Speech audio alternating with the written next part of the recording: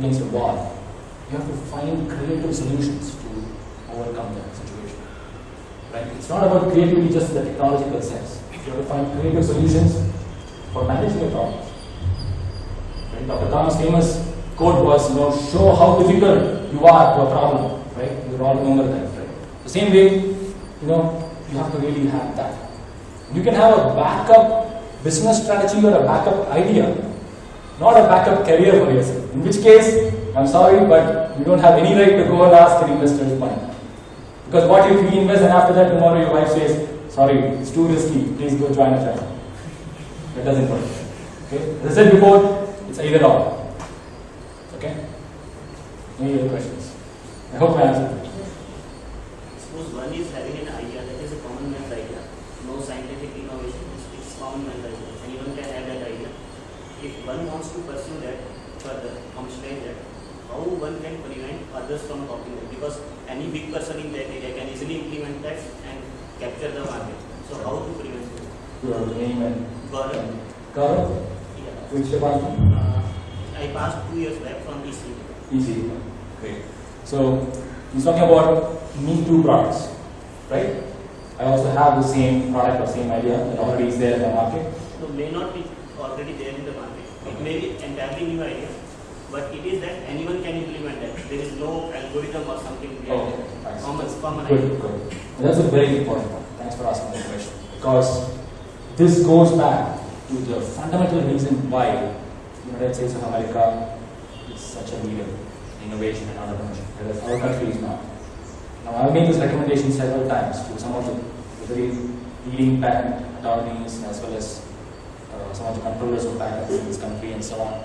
And the thing is that in the US, you can patent a business process or even a software you can patent. But here in India, you cannot do that. Right? And there, it's about who invented first. Whereas here, it's about who applied for it first. Patents. Am I getting your question correctly? I will just give one example of that common idea. There was a company where I started in the campus, college campuses. The name was Focus Photo State. I'm sorry? Focus Photo State. Okay. So that was based on the idea that that person will give free photo states to any person who ever comes. It will be that only one side he will give the printout. Other side of the page it will be a advertisement. So he will never charge for the pages. Right. Yeah. So this is a common man's idea. So how to protect such kind of. So, as I said before, the Indian patent system is such that it has to be innovative. To prove that it is innovative, it cannot be made by addition of several other existing things or these new business processes. Right? This is a business idea. Right? You make the business model free, but you put advertising. Right? So that's a business model. Unfortunately, those cannot be patented in India. But whereas in the United States, of course, you can do that. This is a very smart idea. Right? We all go to FedEx in the Bay Area there, and you have to pay lots of money. If FedEx tomorrow says that I can Xerox everything free for you, on the backside, of course, I will put some ads. Sure, you wouldn't mind. So it can be better than that. But here now, coming back to your question, how can you make that work, that whole model? So in situations where you cannot patent or protect your territory, the concept is really the early mover, first mover advantage. Right? You have to go so fast that you capture significant portion of the market that you almost become the de facto standard. Right? Like how FedEx is today. FedEx is not patented. There are other companies too. Right? But today we don't say courier, we say FedEx. Right? It becomes default. Same way we say Google, not search. Right? I'm sure Google has a lot of patents too. Their AdSense model and things like that. But the point is, they made such a de facto standard and opened it up to the whole world around. So that way, you have to really move very fast and execute. Right? And I don't know if this guy, for example, can get funded or not. The same guy, if he has made millions of revenues, I'm sure that he should be interested in funding. Now, I've always been a believer of IP-based investment. You have to have something that protects your business model, your product, and so on. It is easier to get things funded. And of course, some investors don't believe in that too. They say, this whole IP game is too complicated. All I want is a regular business model where I can see the real money. I I don't want to wait for 5 years for you guys to develop your IP, productize it, and take it to market. I don't have patience for all that stuff. Day one, you get a contract. So some company from America is paying you hundreds of thousands of dollars revenue for your services. Now tell me, how are you going to scale? How many sales people are you going to have to get more contract? I want to invest in those kind of companies. There are a lot of VCs, investors in our country particularly for those kind of business models. We don't have a patent. We cannot protect it. But how can they do it? They can really go, as a first mover and fast mover advantage they have. Because they build their back end such strongly that others cannot compete. And I know some of the manufacturing companies, they make prototypes. They show the capabilities by developing some prototypes. And then show to the customer saying, hey, you know what, I've done this. This may fit very well into your product line. Why don't you try this? And they say, sure, we'll try it. So that's how they evolve their business model.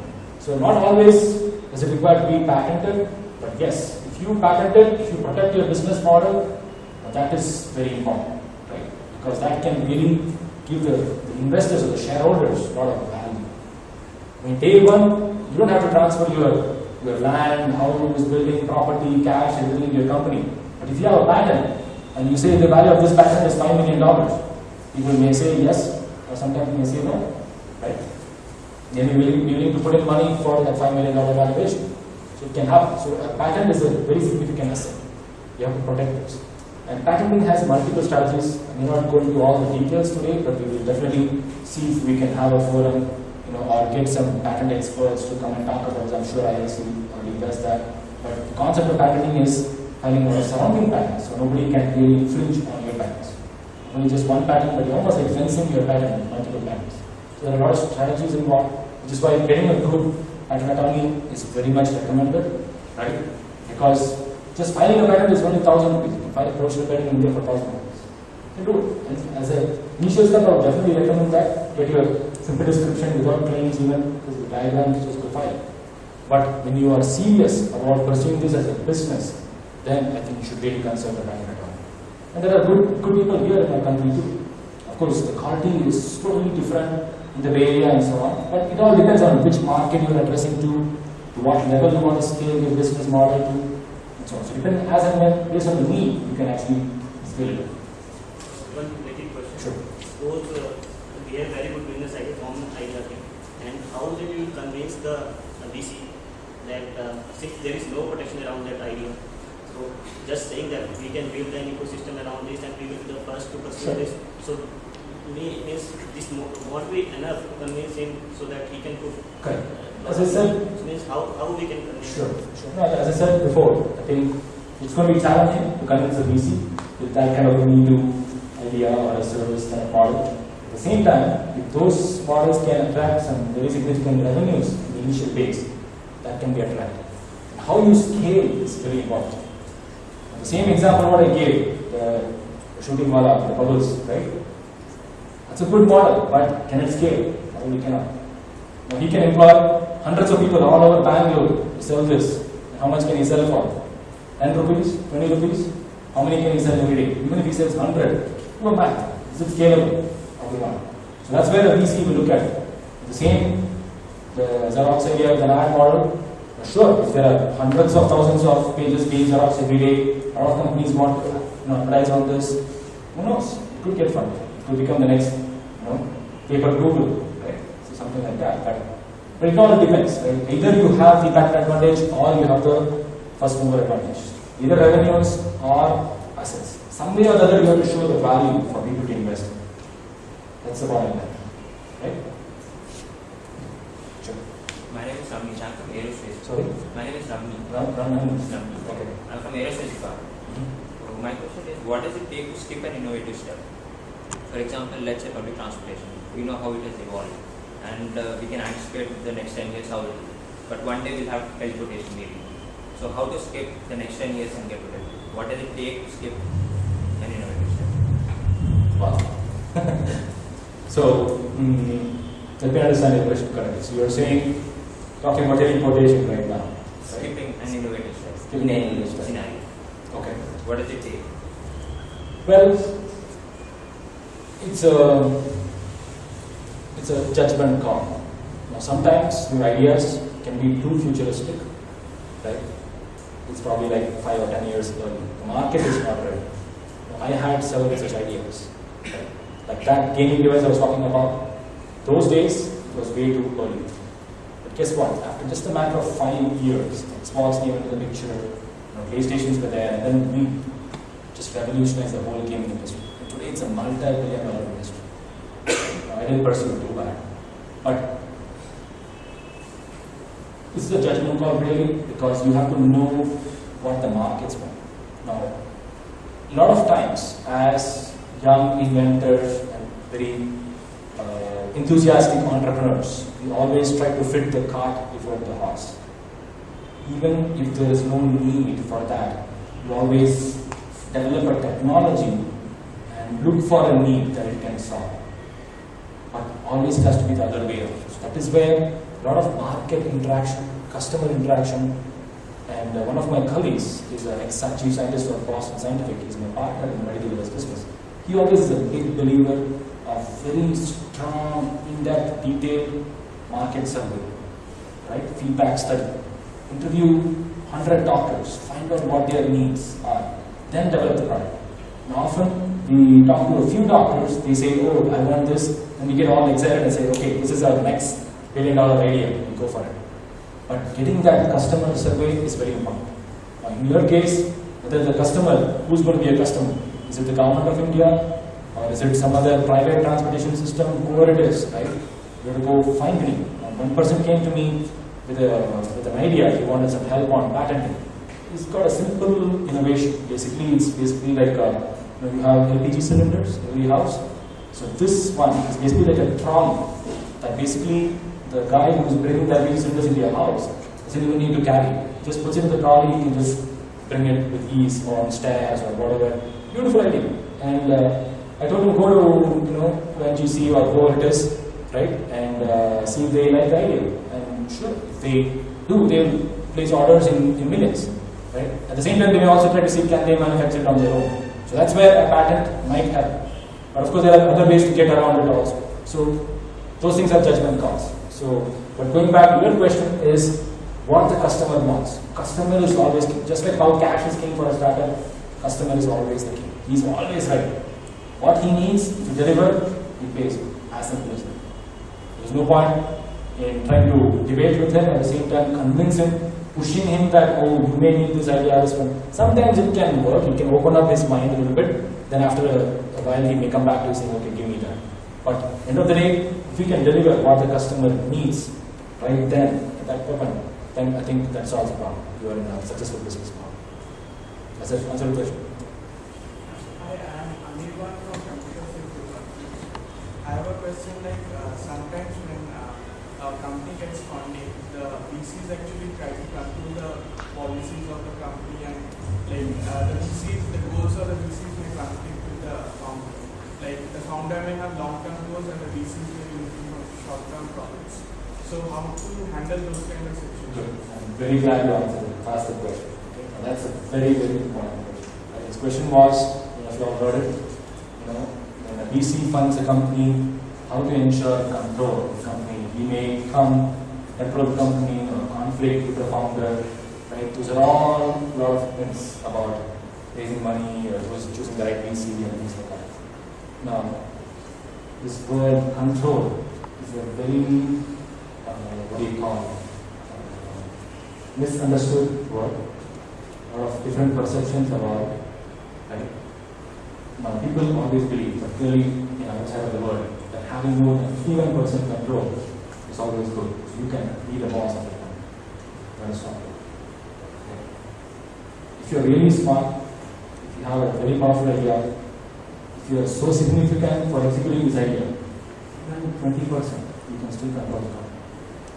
And control in the sense is not that people should always listen to only your idea or your decision to the company. Right? I always am a believer of owning a small share in a much larger company. Like, do a simple math. Owning 1% in a $1 billion company versus 100% in a $1 million company is the same. Correct? So you want to make your enterprise a $1 billion company, for which you need a management team.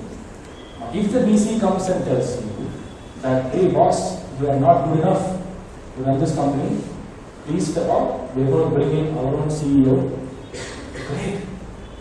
I used to be as an entrepreneur thinking that, oh my God, I should never let control of my company. Those are misconceptions. If somebody else can step into your shoes and run your company better, the VC is not here for charity. He wants to make money. Right? Show me the money, that's not himself. And you will be here sitting all dreaming, having these wonderful ideas, fanciful dreams, but he will listen to you for a while. After that, he will get impatient and say, I need to see results, I need to see dollars, I need to see money. So if a new CEO can come and run your company, why not? Now, you are already a stakeholder in the company, right? As part of your initial founding stock or whatever, you are a shareholder in the company. Now somebody else is coming and doing their job, great. Have a nice time sitting at home watching cricket. Right? I don't mean that literally, but what I'm saying is that, basically you have to be very business savvy, right? And honestly, today I regret those days. As I told you, this guy, this mentor of mine, 30 years my senior from my college in Guinea, he's a very successful business advisor in the Bay Area. He told me, I'll get you $5 million, give away 51% of your company, and the VC will appoint a CEO. You focus on the innovation. I said, no, well, I don't want to do that. Went this entire other route of raising money through listing, blah, blah, blah, and so on. But guess what? It came to the same situation. Right? So often we have misconceptions. Of course, I was fortunate to have very, very patient, understanding and committed individual investors who themselves were like VCs. They put in each almost like $5 million in the companies. That was great. I was very fortunate. But sometimes, if you don't have people investing repeatedly in your company, again the company will shut. You can own 100% of your company or 90% of your company, but if it doesn't have any money left, it's worth zero. It's a piece of paper. Actually, I was trying to get a different answer. Let me state a few examples, like Amazon or Google. So when actually they founded the company, they actually for first 4 or 5 years they didn't see profits. Whereas they had a long-term goal, they kept investing on the infrastructure so that we get actually faster results. Like in that case, the VCs actually they may say like I need to see profits, start with some business model rather than investing on the infrastructure. So it's a question about choosing your right? You have to, when you make a business plan, right? And that business plan, often we all buy the software, Business Plan Pro, or whatever the software is, make a nice document, give it to the VC for raising money. But believe me, that should be your Bible. You should follow to the T what you have done in the business plan and execute.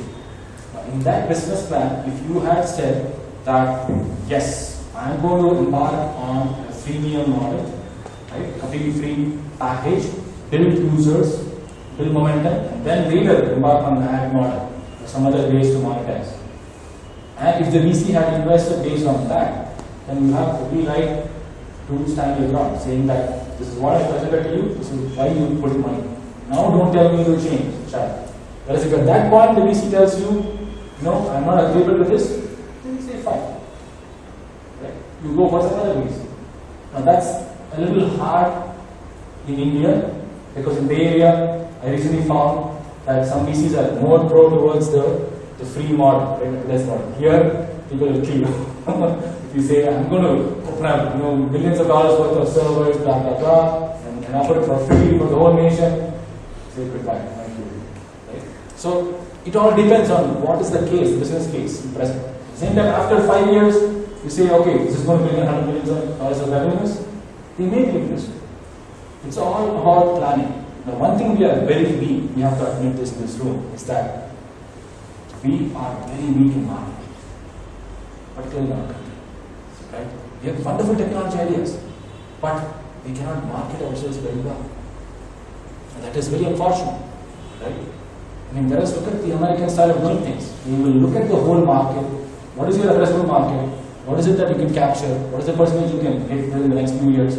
Based on that, they will build a whole business model. And that is what they will follow and they will execute. And then the VC will be very happy. You look at it milestone based on milestone, and then you put in more money, it will support you the whole model. Right? So that will work very well. Whereas we here immediately say, oh, there are 1 billion people each buying for 10 rupees, that's it. 10 billion rupees, whatever, that is our potential over the next 5 to 10 years. That's all. That is our market analysis. That shouldn't be the case. We should really have one. Please let this be more interactive. Go ahead. Yeah. So next question. Okay. So let me just finish that one point there. Okay. If I have a patented business idea, then where can I find a venture capitalist? You have a patented business idea. Okay. And you found the company. So let's say you have a patented idea, you form a company. Where can I find the VC? That's a question, right? So raising money is an art. Okay. Now you have to be first connected to the right people. Initially, immediately people may not come and put in $5 million in the company, right? It could always be friends or family or individual investors putting in 10 lakhs, 20 lakhs, 1 crore, whatever, right? You should go. See, first thing I would recommend to people here is out of my own experience, right? First thing, don't look for raising money. If you have an idea, right, develop a business plan. Look at building an enterprise. Not just having an idea, getting some money, selling it the next day, and then going and sitting down, how are you, That is not the idea. Right? You have to build an enterprise. For building an enterprise, you have to have a plan. We never plan to fail, we only fail to plan on this. If you have a solid business plan, then with that business plan, there are hundreds of VCs in our country, thankfully today. You can send that business plan to them. But that business plan has to be a very sincere document, right? You have to do some research. You have to have other people with expertise who have knowledge, expertise in that field, what you're having an idea about, right? They have to advise you on what are the existing competitors. The competitor analysis is very, very important. SWOT analysis is very important. So you have to do a very thorough job of that. And then when you patent also, you have to do an IP search. You have to see who all have patented similar ideas. So all these things are very important. And once you approach it step by step like that, it's an art. Then you go to an investor. They will see that you've done your homework. Based on that, they will have to believe that they can invest in it. And often it is also not possible just on your own to raise money. You need to build a team. Right? What tomorrow if you get hit on the road by a car? VC cannot take that risk, right? So he has to have a team behind which they will want to invest. So a lot of things are involved. When somebody is putting in like $1 million or $5 million behind you, it's a lot of money. Now, will you do that? If you have $10 million, will you just go and give $1 million to some random guy who comes and tells you, I have this idea? You will not do that, right? So, put yourself in the shoe of a VC. See what he will need. Right? I said before, customer, look at what he needs. And then an investor, what he needs. And then your staff of the team who are going to bring in. Now here, unfortunately, a lot of people believe that, okay, I'm the founder, I want to have maximum amount of the company. Whereas, it's a very standard model in the Western world where if you bring in a team, 20-25% with stock options, and everyone earns out of the stock options. It gets vested over a year, over 5 years, whatever. Right? You give them 5%. Let's say if there is you are the CEO, you want to bring in a CTO, right? Give him 5%, right? Not just give him 5% straight away. I've done those mistakes, believe me. And tomorrow, after 1 month, this guy loses interest, he decides to do something else, there we go, stuck with this 5% for the rest of your life. Whereas, if you vested over 5 years, say, boss, this is your roles and responsibility. These are the things I want you to achieve. As and when you achieve it every year, right?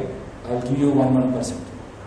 These are all standard things. I mean, you can read textbooks to understand all these things. I don't have to really lecture you about those things. But the point is, you have to be very diligent. If you are starting a company, you'll be very serious about it. Not just, oh, I have an idea. No, I was very lucky those days. It was still the dot-com days, just finishing up the dot-com days. I got $1 million when I was very young. Right? Not that you cannot do it. I'm sure you can do it. But today people have become so sophisticated that they expect all these things. VCs expect all these kind of steps. Only then you're ready to get funded. If you're not ready to get funded and you still need some money to support your initiatives, go ask your friends or family, or if you have your own savings, put it in. Right? Now, a VC will really respect it if you put in your own money. That shows commitment. Right? So all these factors have influence on it. Yeah, you have a question. Hope I answered your question. Yeah? Apart from the undergraduate company, how important is it to have an exit strategy while pursuing a startup, especially when you are approaching your VC? Okay. Good. Very good question. So, how important it is to have an exit strategy? Now, a standard things that people put on PowerPoint slides. This exit strategy could be an IPO or a strategic acquisition by some large company. Right? I'm sorry? Depending on what's in the niche market, which has not been captured. Then it becomes Correct, whatever it is, whichever market or company it is. This is the standard thing we all do. In the PowerPoint presentations, so VC saying, oh, we're flexible, blah, blah, blah. But the real answer is, when you start a company, don't look at it. Look at a long term. You are building an enterprise. You should give the feeling that you are here to stay. Now, of course, if a Google comes and offers $1 billion for you to buy a company, why not? You do it. All of us make money. Start your next company. But that should not be your plan. Right? If you say in your business plan that I'm going to start this idea, I'm going to patent, I'm going to file 10 patents, give me $1 million, within 1 year Google will come and buy, or Microsoft will come and buy. I will be very surprised for these investors in that kind of company. Right? Whereas if you say that, okay, here is my idea, these are the patents I'm going to do, this is the way I'm going to get into the market, you show the whole model. Right? This is going back to our ancient Bhagavad Gita teachings. Don't expect your results. Right? You do your action. Don't worry about the costs. It will take care of itself. Do the small things correctly. Big things will take care of themselves. Right? So, yes, every VC will ask you what is your exit strategy. Say you are flexible. In fact, we look for you to advise us on exit strategy. Now, if you tell us to go IPO, sure, we go IPO. It's a lot of compliance and everything, but if you have expertise, let us know. Because if some other company wants to come and acquire, we'll be open about it. But also don't say as an entrepreneur, no, I will never sell my company. Right? I always want to be the CEO. I want to list this company. I want to become the next whatever name you want to pick up. Right? You can do that. But don't do that with the VC, right? So they will not like it. Right? So they want you to be flexible. At the same time, they want to see that you are here for the long haul, not just a quick buck. That is very important.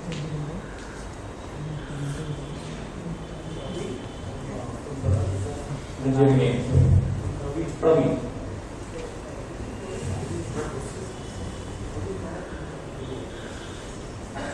Did you see the IBM ad? People are all sitting in the office.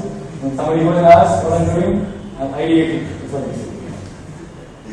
You could get ideas like that. I get a lot of ideas in my dream. Sometimes I'm dreaming seriously. But anyway, an idea can come anytime. Right? While you're walking, while you're in the temple, while you're sitting on the beach, whenever, right? One idea can change the world. I'll tell you recently what happened. I was in San Francisco and we had a meeting with one of our advisors in one of the large hospitals there. And after we finished the meeting, he gave us a lot of inputs. So I went down. After the meeting, I had some time for the next meeting. So I climbed the cliff all the way down to the San Francisco beach. I was sitting there for a good 1 hour at the ocean. And there I hit upon an idea. I thought that idea could change the way our company is. I believe it's $1 billion idea. Right? So like that idea can come anytime. But as I said before, you have a lot of ideas that come to you. But it's always about executing those ideas. That's what I'm saying.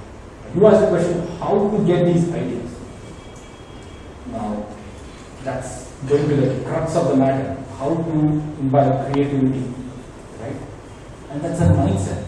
That's I don't know whether to say people are born with their creativity or can creativity be inculcated. Honestly, I don't know the answer. I'm not a psychologist to answer the question.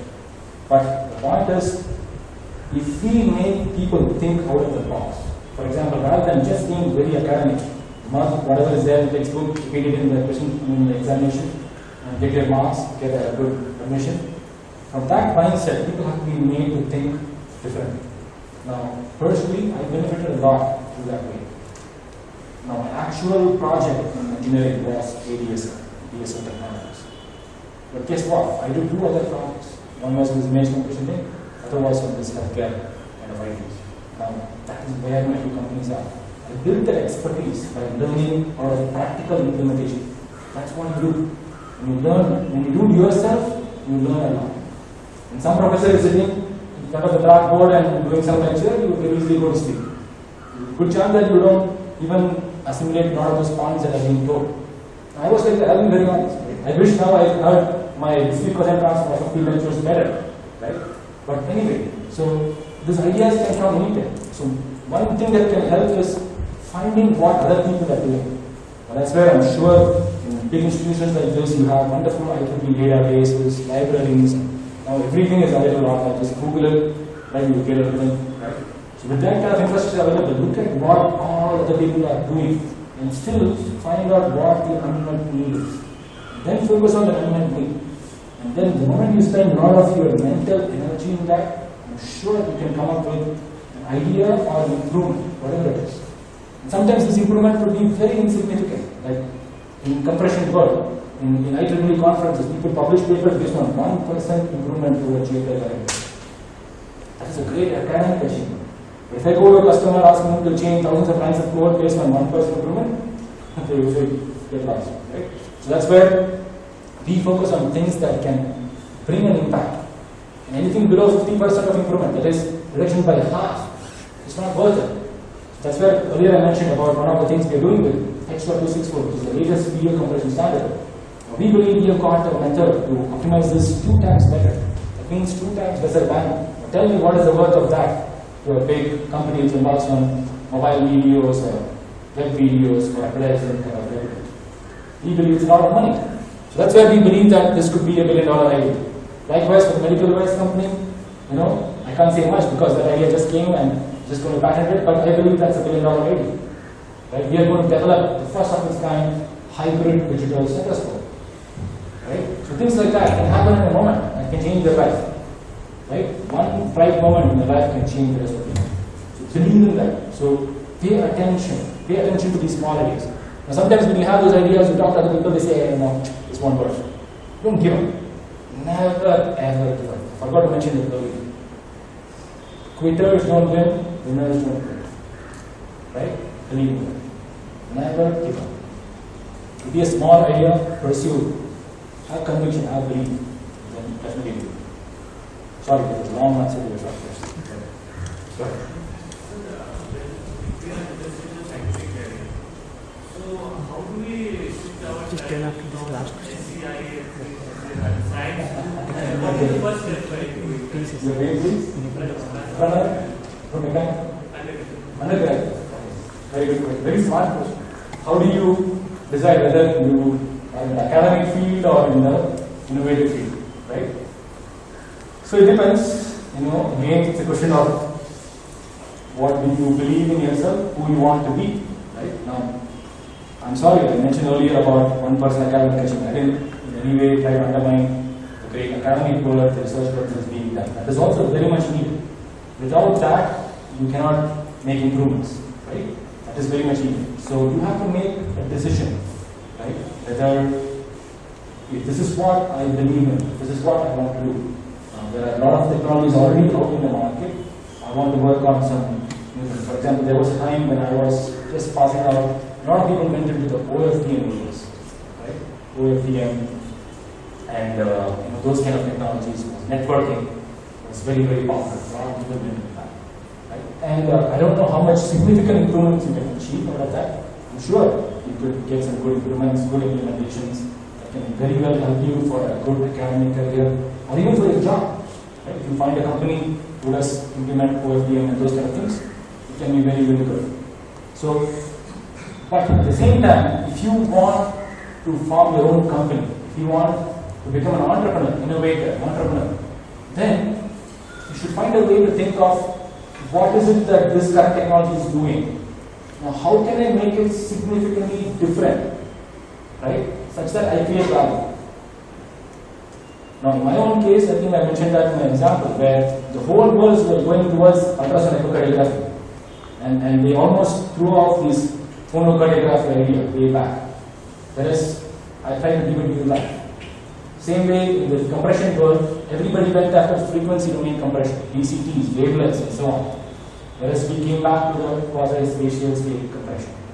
Because still there are good aspects there that you can take advantage of. So likewise, in whichever field you are, right, look at the current state of art.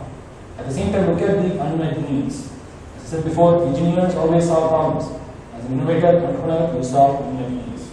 So look at the unmet needs, what the market wants. And guess what? When you solve that need, you become a de facto standard. I'll give you an example. The US Air Force, United States of America Air Force, These guys spend millions of dollars in something called a satellite transmission. Okay? God knows where this is from, Iraq, Afghanistan, wherever. But they spend millions of dollars. And guess what? For 30 decades, or 3 decades, they have been achieving only 2 to 4 times compression.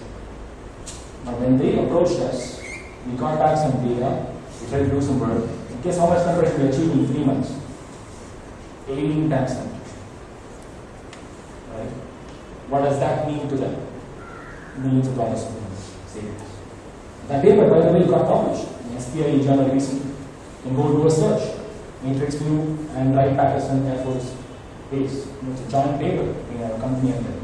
Now, for that matter, we don't even have the qualifications to participate in the US government project. There are so many regulations. You have to be a US company, you have to have so many different security clearances, none of that. But the fact that we are so strong in our field, people will come in. And I went to Wright-Patterson Air Force Base for a meeting. And guess what? They wouldn't let me in because I didn't have a security clearance. But you know what? 20 of them came out of a separate private meeting room. Talk about this. That is the power of IT. Okay? Have the confidence. Have the confidence. Repeatedly I'm saying this because confidence is key. If you don't believe in your own idea, chances are that nobody else is going to believe. Right? So that's your question. Yes. Are we running out of time? Yes. Sorry, Tea time they can interact. I'm sorry? Tea time they can. Sure, but I just want to offer this as part of this whole initiative. I'm available online, right? Either through MetaCloud or you can contact me on my email. I have a personal email. It's arvind@gmail.com. Okay, so feel free to contact me. Sorry, I didn't put up any PowerPoint slides or things like that. I just want to be a very open, interactive session. I hope this was useful. I hope at least